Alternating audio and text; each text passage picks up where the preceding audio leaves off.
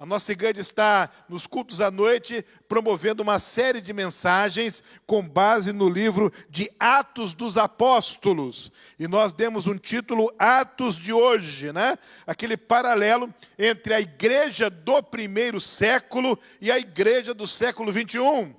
A igreja do nascedouro, lá do início da era cristã, e a igreja de hoje. Lá nós tínhamos a igreja que estava nascendo, e aqui a igreja que está se redescobrindo, se reinventando, renascendo para fazer a obra santa do nosso Deus. Hoje nós chegamos no capítulo 8 do livro de Atos dos Apóstolos. Já cobrimos aí os 7 primeiros capítulos e hoje a gente chega no capítulo 8. E o que vai acontecer no capítulo 8, ele abre o capítulo, Lucas que escreveu esse texto, abre informando de uma grande perseguição contra a igreja.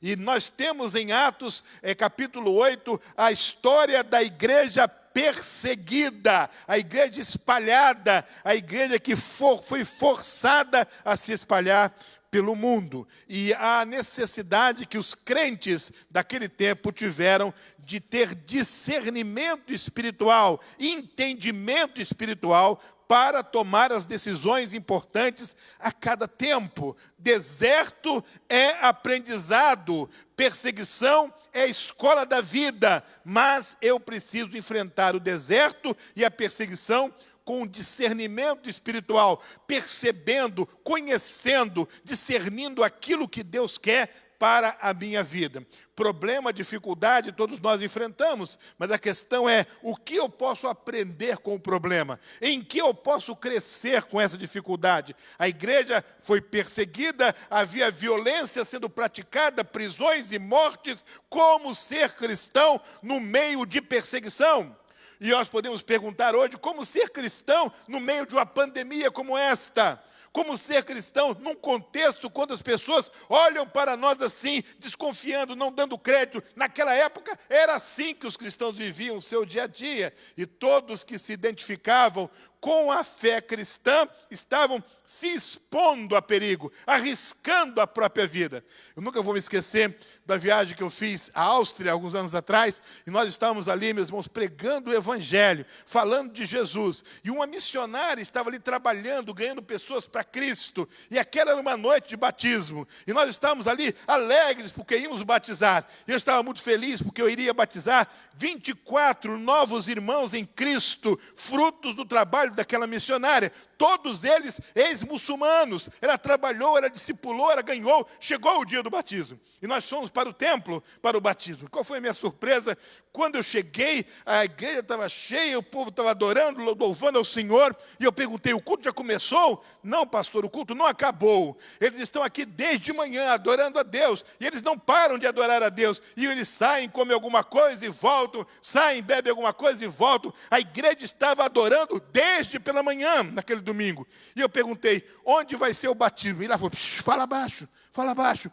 O batismo vai ser lá atrás. Enquanto a igreja está adorando, louvando ao Senhor, lá atrás os batismos iam acontecer. E eu perguntei, mas por que não aqui na frente? Por que não para todo mundo ver? Ah, pastor, todos estes que vão ser batizados hoje, as suas famílias estão longe daqui. E se for divulgado fotografia, filme, se cair na internet, se as pessoas souberem que eles se converteram a Cristo e estão sendo batizados aqui, as suas famílias lá nos seus países poderão sofrer violência, perseguição. É a igreja perseguida no nosso tempo, não apenas lá no primeiro século, mas no nosso tempo. Como ser cristão no meio de perseguição? E eu me lembro também de uma viagem que eu fiz à Índia, a nossa missionária lá estava fazendo batismos, e ali dentro do batistério, nós perguntávamos para a pessoa, você aceitou Jesus? Sim, aceitei. Você ama a palavra? Sim, eu amo a palavra. Até quando você vai seguir a Jesus? Para sempre e para todo sempre. E eles choravam dentro do batistério, e eu fiquei ali espantado com aquilo. Ninguém que entrava no batistério para ser batizado não chorava, e eles entravam chorando e saíam chorando. E eu perguntei para o missionário, por que tanta emoção? Por que eles estão tão comovidos? Pastor, ser batizado aqui na Índia para essas pessoas é receber um não da família. Eles vão ser expulsos das suas casas. Muitos deles vão perder o seu trabalho, porque aqui a perseguição é muito intensa quando alguém se converte ao cristianismo. Perseguição. Nós não sabemos aqui no Ocidente ainda o sentido profundo de ser igreja perseguida. Mas lá no primeiro século da era cristã, isso aconteceu com a igreja. O capítulo 8 abre com essa informação. Diz assim os versículos 1 e 2. E Saulo estava ali consentindo na morte de Estevão. Naquela ocasião, desencadeou-se grande perseguição contra a igreja em Jerusalém. Todos, exceto os apóstolos, foram dispersos pela região da Judéia e de Samaria. Alguns homens piedosos sepultaram Estevão e fizeram por ele grande lamentação. Estevão foi apedrejado. Mataram aquele homem que estava na liderança. E agora a igreja é dispersa e ela vai precisar de discernimento espiritual. Cada dia, quando o dia começa, quando a pessoa se levanta, o que eu vou fazer? Como eu vou agir? O que eu vou falar? O que eu não posso fazer? O dia começa e eu preciso de discernimento espiritual. Numa outra viagem missionária que eu fiz, eu conheci pessoas de Bagdá, lá no Iraque, e eles estavam ali exercendo a sua profissão. O homem engenheiro, a esposa enfermeira, e ele dizia: o pastor, nossa casa fica distante do nosso trabalho. A casa ficava 20 minutos.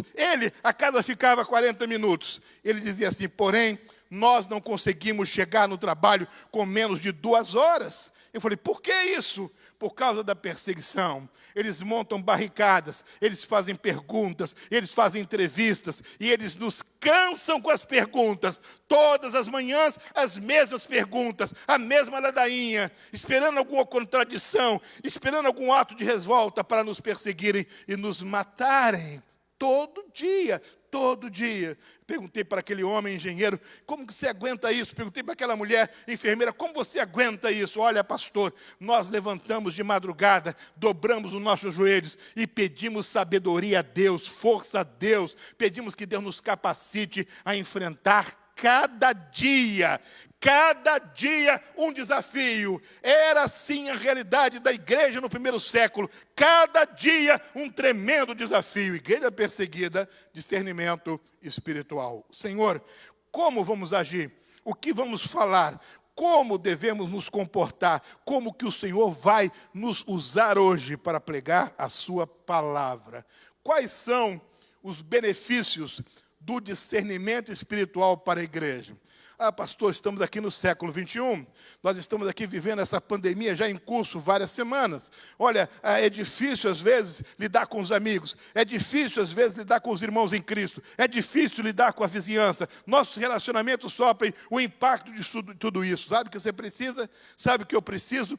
Discernimento espiritual, capacidade dada por Deus para eu e você sermos instrumentos nas mãos dele nesse tempo difícil. E nesse contexto, eu quero abrir um parênteses para falar sobre os grupos pequenos da nossa igreja. Sabe, a nossa igreja tem grupos online, e nesses grupos nós nos encorajamos mutuamente para ganhar pessoas para Jesus, para levar o evangelho a alguém. E onde você está, você pode ser um instrumento para a salvação de alguém. Na sua casa, no seu trabalho, nos seus relacionamentos. Deus pode usar você para você trazer o evangelho, trazer alguém até o evangelho de Jesus Cristo. Mas você vai precisar de discernimento espiritual, de sabedoria vinda do alto, do Espírito Santo falando ao seu coração o que fazer, o que falar, a hora certa de agir, o modo certo de abordar as pessoas com a mensagem do evangelho. A pergunta então é: como o discernimento espiritual pode abençoar a minha vida e a sua vida? O que o discernimento espiritual mostra para nós? O que ele abre de portas para nós? São 3 coisas muito sérias, muito poderosas, porém muito objetivas. A primeira delas é que o discernimento mostra para nós que perseguição nem sempre é tão ruim quanto parece.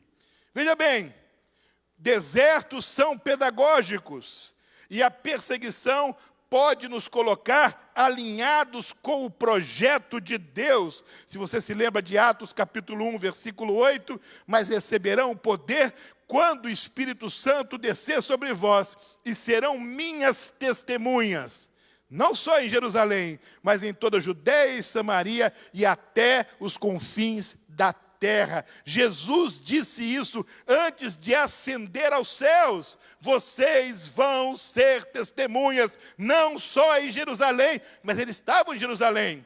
Não apenas em Jerusalém, mas era em Jerusalém que eles estavam. E a perseguição, a violência, a maldade dos homens direcionada contra a igreja, fez com que a igreja se dispersasse. E dispersando-se, começou o testemunho em toda a Judéia e Samaria. Que coisa extraordinária! A perseguição provocando a disseminação do evangelho. É que cada um ia para um outro lugar, mudava a sua residência, fugia aqui, fugia acolá, ia para um outro canto, mas onde quer que cada um fosse, ali ele anunciava o evangelho, ali ele pregava a palavra de Deus. Então notem que um aspecto extremamente pedagógico e positivo nas perseguições. Tudo bem, pastor? O que isso tem a ver com a minha vida? Que isso tem a ver com a sua vida e com a minha, é que quando nós temos problemas, nós não podemos olhar apenas para o lado negativo dos problemas, mas também para as oportunidades que o problema abre para nós. Dificuldades, dores, angústias, sofrimento. Deus tem portas abertas em todas essas situações. Fui visitar uma senhora no hospital, e eu ali orei com ela. E falei da palavra de Deus. E quando eu estava indo embora, eu disse: pastor, não vai embora não. Por que não? Porque aqui do lado tem uma outra pessoa, foi levada ali para fazer um exame, e eu preciso que o Senhor ore por ela, fale de Jesus por ela. Esperei um pouco, a mulher voltou, e eu pedi licença, me apresentei e disse: posso orar por você? Por favor, pastor, ore por mim. E eu comecei a orar. Quando acabei de orar, tinha uma enfermeira do lado, e a enfermeira disse: pastor, o senhor pode ir comigo naquele outro quarto ali? Ouviram a oração, querem que o senhor ore também? Eu fui até o outro quarto. No outro quarto era uma enfermaria, havia 4 pessoas, e eu peguei e me apresentei para cada uma delas, e orei com a primeira, com a segunda, com a terceira, com a 4ª pessoa. E dali, meus irmãos, quando eu estava vindo embora, a enfermeira que me conduziu a todos aqueles enfermos disse: pastor, não vá embora sem orar por mim. E eu orei por aquela enfermeira, sabe por quê? Aquele momento de dor, de sofrimento, de padecimento, de enfermidade, Deus estava usando para que a oração fosse feita por muitas outras pessoas. No meio da angústia, da dor e do sofrimento, Deus abre uma porta para que a igreja testemunhe de Jesus. Fale de Jesus. Não fique preso na sua casa. Não tranque as portas. Não se isole. Olhe as tremendas oportunidades que esse problema, que esta pandemia, que essa quarentena estendida pode abrir para você pregar o evangelho, para você falar de Jesus. Olha, eu tenho Jesus no meu coração. Jesus me ajuda a atravessar tudo isso. Ele me socorre, Ele me estende a mão. Meu querido, minha querida, Jesus estende a mão dele para cada um de nós. Ele não nos abandona, Ele nos socorre e Ele abre para nós oportunidades mil. E eu peço para Deus que batize a nossa igreja com discernimento espiritual. Pastor, aquela família precisa de comida, vamos levar comida para aquela família. Aquele homem está desempregado, vamos arrumar um trabalho para ele. Aquela mulher está grávida, sem condição de fazer as coisas, vamos ajudá-la. E quando nós entramos na realidade sofrida de uma pessoa, nós entramos como mensageiros de Deus, como anjos do Senhor, porque o discernimento espiritual apura, afina, depura o modo como nós olhamos a nossa realidade. Olha a sua volta, olhamos a nossa volta, pessoas sofrendo de diversas maneiras. Você vai para as redes sociais, gente está caluniando, brincando, compartilhando dores, colocando filmes com dificuldades diversas. E quando a gente olha tudo aquilo, e quando a gente conversa com as pessoas, a gente olha para Deus: Senhor, o que o Senhor tem para a minha vida neste contexto? O que o Senhor tem para o teu servo neste contexto. O que o Senhor tem para a tua serva neste contexto. O que o Senhor tem para a igreja da família neste contexto. E Deus vai nos mostrar. E quando Ele mostrar, é porque o discernimento espiritual está sendo uma realidade na minha vida. Não murmure sobre os problemas. Não ignore os problemas. Não finja que eles existem, que eles não existem. Não faça de conta que eles não estão ali. Não fique chorando nos cantos, inerte, apático a tudo. Olhe para frente, olhe para o alto, contemple o Senhor e perceba como Deus quer usar a sua vida para mudar a realidade à sua volta. Uma palavra, um olhar, um gesto de carinho, um ato de bondade, muda a realidade na vida de uma pessoa. Um olhar mais prolongado, que comunique, eu estou aqui, conte comigo, faz brotar um sorriso nos lábios. E ali foi entabulada uma linha de comunicação que o Espírito Santo vai usar para a honra e para a glória do nome dEle. Não importa a cor da pele, não importa a idade, não importa o grau de instrução, não importa a casa que mora, o carro que dirige, as roupas com as marcas que usam. O que importa é que Deus colocou você ali, porque Deus tem um propósito para a sua vida ali. E Deus vai usar você. E quando Deus te usar, você vai glorificar o nome dEle. E quando você perceber por que Deus colocou você ali, é o Espírito Santo te dando discernimento espiritual. Não seja precipitado. Não fale a primeira palavra que lhe vier à mente. Não seja apressado, não corra de um lado para o outro, não fique ansioso e nem apavorado. Dobre os joelhos. Diga, Senhor, que grande perseguição, que grande deserto, que problema gigante. Nesse deserto, nesta perseguição, neste problema gigante, usa a minha vida, Senhor. Eu estou aqui, não para assistir à história, eu estou aqui para agir como agente transformador da história nas tuas mãos. Use a minha vida. Nunca me esqueço uma canção que a juventude cantava na minha época de jovem, num congresso regional no Brasil, e eles cantavam uma música que dizia assim: os únicos braços que Jesus tem são os nossos. Os únicos olhos que Ele tem são os nossos. Nós somos o corpo vivo de Cristo. É através de nós que Jesus vai mudar a vida das pessoas. Através da sua vida e da minha vida. Discernimento espiritual cura a minha visão da realidade. Ajuda-me a fazer uma leitura proativa e dinâmica da realidade. Me coloca alinhado com os propósitos de Deus no meu tempo, na minha realidade. Então, a perseguição nem sempre é ruim. Ela tem um lado extraordinário que só pode ser percebido com discernimento espiritual. Segunda coisa, o discernimento espiritual mostra que Deus é capaz de transformar em aliados os seus piores inimigos. Que coisa interessante, meus irmãos. Os piores inimigos, aqueles que maldizem, aqueles que perseguem, aqueles que falam mal do reino de Deus. A Bíblia começa no capítulo 8, versículo 1, falando de Saulo, que ele estava ali aprovando a morte de Estevão. Mas em Atos 1:8, fala que o evangelho ia ser pregado em todo o mundo. Em Atos 8, capítulo 3, diz que Saulo, por sua vez, devastava a igreja, ele perseguia, ele ia de casa em casa, e ele arrastava homens e mulheres e os lançava na prisão. Saulo consentia na morte de Estevão, e agora Saulo ia de casa em casa. Pergunto para a igreja, por que Saulo ia de casa em casa? Por que Saulo não ia ao templo? Por que Saulo não ia à sinagoga? Por que ele não ia na praça? Ele ia de casa em casa, porque a igreja estava reunida de casa em casa. Era de casa em casa que eles se reuniam para orar, para ter comunhão e para anunciar o evangelho. e Saulo ia de casa em casa, ele arrastava os crentes e o encerrava na prisão. Ele tinha violência. Ele agia com dureza, ele agia com aspereza, agia com truculência, com força, com poder violento, e ele arrastava as pessoas para a prisão. O verbo é este.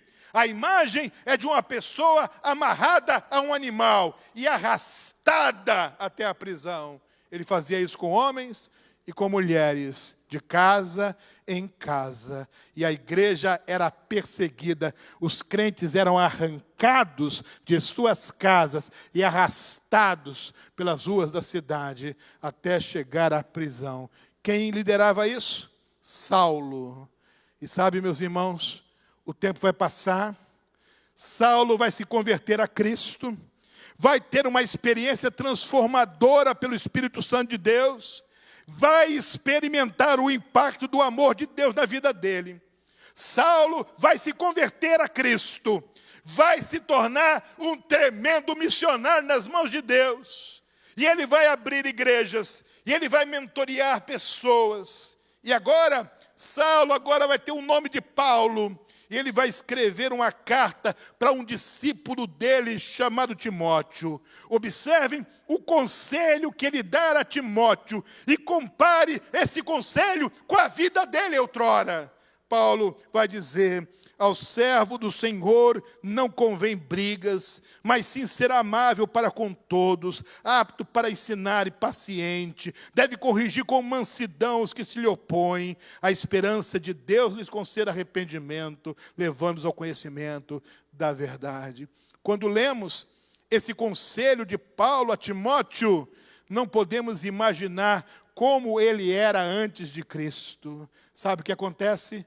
Deus tem o poder de transformar os seus piores inimigos em amigos, em aliados. O poder de Deus não tem limites. Por isso, o discernimento espiritual nos capacita a olhar para todas as pessoas com graça, com misericórdia e com amor. Porque aquele que hoje ultraja o Evangelho, aquele que hoje agride os crentes, aquele que hoje é indiferente à palavra de Deus, amanhã pode ser um servo de Deus, um pregador do Evangelho. Mas eu só tenho a capacidade de olhar para alguém que é opositor e enxergar nele um aliado se eu tiver discernimento espiritual. Deus não me chamou para condenar ninguém. Deus não me chamou para acusar ninguém, para julgar ninguém, para agredir ninguém, para maltratar ninguém. Deus me chamou para enxergar nos inimigos, nos ateus, confessos, naqueles que são indiferentes à fé, enxergar neles, pela ação de Deus, no poder do Espírito, pregadores, aliados, missionários. A conversão de Saulo foi tão tremenda, tão potente, tão vibrante, que todos ficaram admirados e precavidos. Será mesmo? Será que se converteu mesmo? Será que é verdade? E se não for a Barnabé, servo de Deus, se aproximar dele, constatar na vida dele a verdade dos fatos. Agora, Barnabé precisou de discernimento espiritual para não condenar Saulo, mas dar a ele um voto de confiança e constatar que o poder de Deus mudou a vida dele. Eu não sei qual é a sua história de vida, eu não sei se houve um homem agressivo, violento, outrora, que foi convertido num homem manso e humilde. Mas esta passagem nos oportuniza chamar a atenção para a mudança necessária que o Evangelho faz na vida de uma pessoa. Não combina servo de Deus na igreja com violência dentro de casa. Não combina santidade nos templos e palavrões no trabalho. Não combina uma vida aqui e outra acolá. O servo de Deus é transformado por Deus, mudado por Deus, curado por Deus. E é esse servo curado que está em todos os lugares. Porque o Evangelho transforma a vida de uma pessoa radicalmente, completamente. E um exemplo disso é a mudança na vida de Saulo, uma vez que ele foi transformado pelo poder de Deus. De perseguidor, transformou-se em perseguido. De arrastar a gente para a prisão, agora ele é que seria arrastado. E mais lá mesmo, dentro da prisão, escrevia cartas para abençoar e testemunhar do Evangelho. Como olhar um Saulo da vida e enxergar um Paulo? Como olhar um homem violento, cheio de empáfia e de ódio contra os cristãos e enxergar um missionário do amor de Deus? Somente com discernimento espiritual, porque o discernimento nos capacita a olhar as pessoas não enxergando quem elas são naquele momento, mas em quem elas poderão se transformar uma vez impactadas com a graça e com o amor de Deus. O discernimento nos ensina que a perseguição não é tão ruim assim, porque reserva ensinamentos notáveis, nos ensina que Deus é capaz de transformar os piores inimigos em aliados e, por fim, o discernimento espiritual nos faz fazer diferença na nossa cidade e na nossa vizinhança. As pessoas que vivem na nossa cidade, que moram na nossa vizinhança, são felizes e alegres, não apesar de nós, mas por nossa causa. As pessoas do seu condomínio vão ser impactadas e vão ser felizes, não apesar de você, mas por sua causa. Você transformado por Evangelho. O discernimento espiritual capacita você a entender que as questões de vizinhança, as questões de cidadania, não estão ali apenas para você provar que está certo ou que está errado, mas para você dar testemunho do Evangelho de Jesus. E muitas vezes é renunciando até a um direito seu que você vai abrir uma porta para que Jesus entre naquela vida e naquele coração. Olha o que acontecia, versículos 4 a 8. Os que haviam sido dispersos pregavam a palavra por onde quer que fossem. E indo Filipe para uma cidade de Samaria, ali lhes anunciava o Cristo. Quando a multidão ouviu Filipe, viu os sinais miraculosos que ele realizava, deu unânime atenção ao que dizia. Os espíritos imundos saíam de muitos, dando gritos, e muitos paralíticos e mancos foram curados. Assim houve grande alegria naquela cidade. Por que houve alegria? Primeiro, porque a palavra de Deus começou a ser pregada ali. E segundo, pregada ali. E segundo, porque o ministério do Evangelho começou a ser exercido ali. E onde você está, chegou a oração. Onde você está, chegou a confiança em Deus. Onde você está, chegou alguém para impor as mãos, para na autoridade do Espírito Santo ser ministro de Deus. Você não pode ser um entrave, um estorvo onde você mora. Onde você vive, você é motivo de alegria, de contentamento. Contei aqui, tempos atrás, de uma grata experiência que eu tive na cidade de Balneário Camboriú, em Santa Catarina. Fui pregar numa igreja daquela cidade, uma igreja tremenda, e certa tarde fui visitar uma família. E qual foi a minha surpresa quando cheguei na casa daquela família, vi uma placa de bronze pregada na parede da casa, grande o suficiente para que todos que passassem na calçada pudessem ler.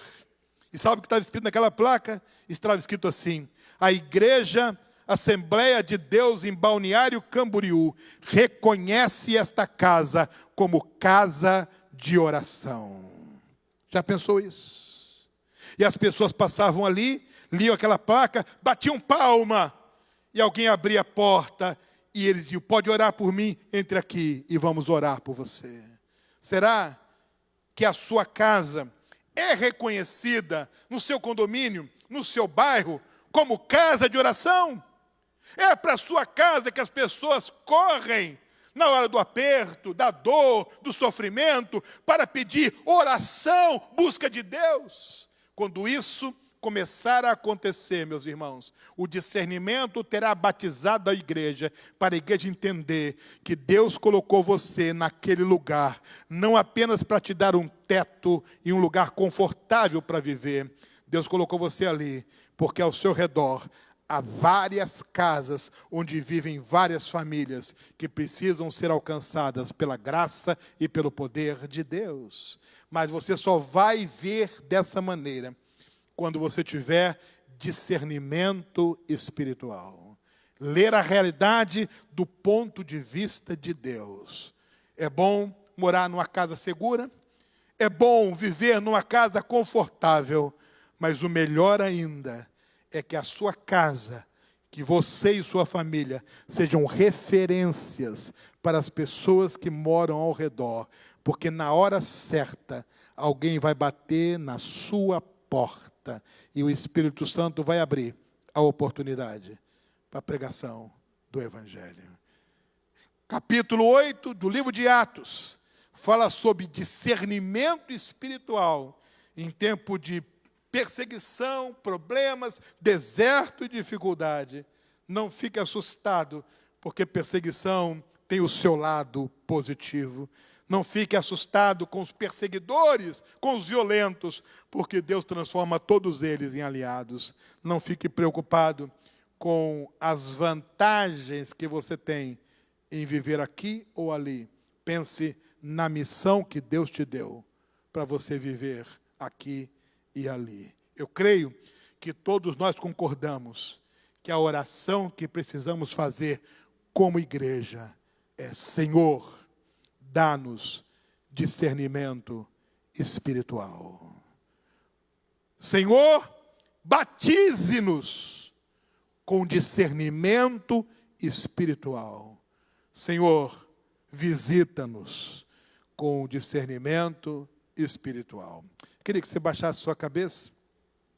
Quero pedir um pouco mais, que você colocasse uma das suas mãos no seu coração. Eu queria que você, com a sua cabeça baixa, com seus olhos fechados, que você pensasse na sua história de vida. Que você pensasse no seu contexto de vida. E que você, com sinceridade, pedisse a Deus: Senhor, me dê para a tua honra e glória a capacidade do discernimento espiritual, para que eu não seja mais um na história, mas que eu faça diferença onde quer que eu viva, para a tua honra e para a tua glória. E assim, pedindo discernimento, nós veremos quão lindo é o nome que é sobre todo nome, o nome de Jesus.